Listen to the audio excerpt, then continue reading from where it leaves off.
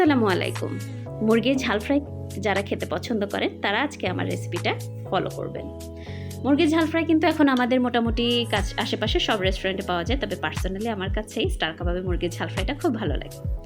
যারা এটা খেতে পছন্দ করেন তাদের জন্য আজকে রেসিপিটা শুরু করছি। এখানে আমি 2 কেজি পরিমাণ মুরগি নিয়েছি, কক মুরগি নিয়েছি এক্ষেত্রে, এবং মেরিনেশনের জন্য লবণ, হলুদ, জিরা এবং গুঁড়ামরিচ নিয়েছি। আধা ঘন্টা মেরিনেট করে রাখার পর আমি এগুলো ভেজে নিব।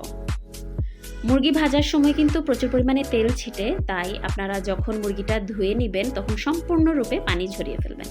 এতে করে কিছুটা তেল ছিটানোর থেকে বাঁচা যায়। এখানে আমার মুরগিটা কিন্তু বড় হওয়ায় মুরগিগুলো আমি 8 পিস করেছি একটা মুরগি, কিন্তু আপনাদের যদি মুরগিটা একটু মিডিয়াম সাইজের হয় তাহলে একটা মুরগি 4 পিস করবেন। এতে করে রোস্টের সাইজের মতো এটা দেখতে কিন্তু খুব সুন্দর লাগবে।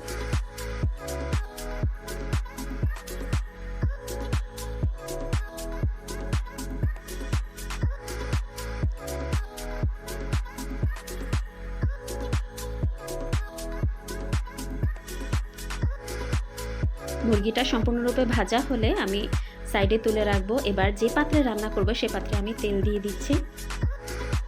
এবার আমি দিয়ে দিলাম লবণ। যারা আমার রেসিপি ফলো করেন তারা প্রায় সময় দেখবেন আমি কিন্তু তেলের মধ্যেই লবণটা দিয়ে দিই। এতে করে আমার কাছে মনে হয় তরকারিতে সম্পূর্ণরূপে লবণটা মিশে যায়।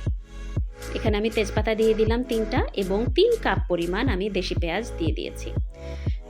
পেঁয়াজটা নরম হওয়া পর্যন্ত আমি রান্না করব এবং হালকা বাদামি হয়ে গেলে আমি একটা টমেটো এবং 10টার মতো কাঁচামরিচ দিয়ে দিব। সাথে দিয়ে দিলাম এখানে 2 টেবিল চামচ পরিমাণ আদা বাটা এবং 2.5 টেবিল চামচ পরিমাণ রসুন বাটা। এ পর্যায়ে দিয়ে দিচ্ছি 1.5 টেবিল চামচ পরিমাণ হলুদ গুঁড়া, 2 চা চামচ পরিমাণ জিরা এবং আধা চা চামচ পরিমাণ মরিচ গুঁড়া, এবং এখানে গরম মশলা দিয়ে দিলাম 1.5 চা চামচ। এবার একটু গরম পানি দিয়ে আমি কষিয়ে নিব।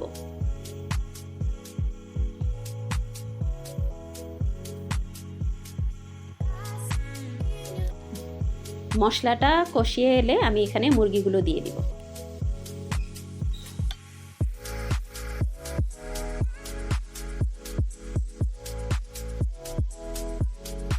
মুরগিটা ভালোভাবে কষানো হলে আমি সিদ্ধ হওয়ার জন্য প্রয়োজন মতো পানি দিব।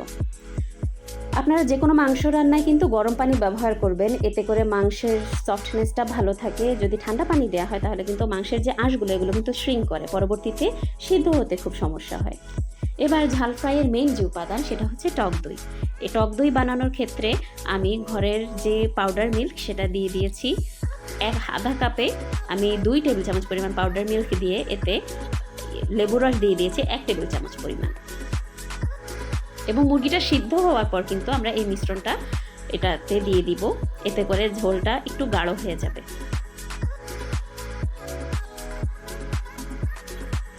এবার আপনি যে পরিমাণ টেক্সচার পছন্দ করেন সেরকম ঝোলে টেক্সচার হলেই লাস্টে কয়েকটা কাঁচামরিচ দিয়ে উঠিয়ে নেবেন।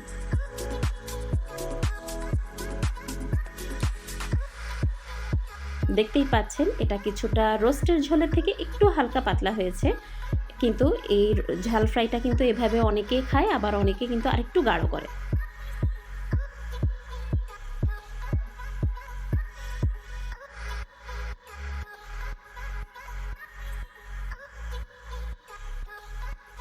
অতিথি আপ্যায়নে ব্যবহার করতে পারেন এই রেসিপিটা।